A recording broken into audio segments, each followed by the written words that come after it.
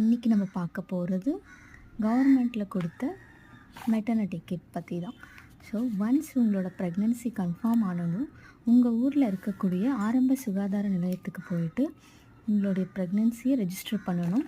So அவங்க ஒரு PickMe number ஒன்று கொடுப்பாங்க, ஒரு அட்டை போட்டு கொடுப்பாங்க.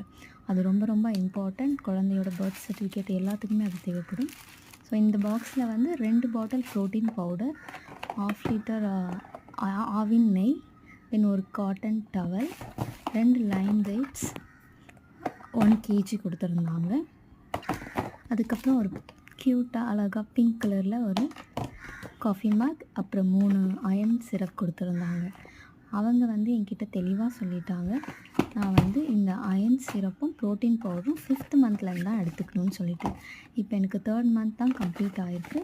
ஸோ நான் வந்து இப்போதைக்கு அந்த ஆவின் நெய் மற்றும் லைன் டேட்ஸ் இது மட்டும் தான் நான் எடுத்துக்க முடியும். இந்த சிரப் அண்ட் ப்ரோட்டீன் பவுடர்லாம் நான் 5th மந்த்லேருந்து தான் ஸ்டார்ட் பண்ணணும். நீங்களும் ரெஜிஸ்டர் பண்ணி உங்கள் ஊரில் இருக்கக்கூடிய இடத்துல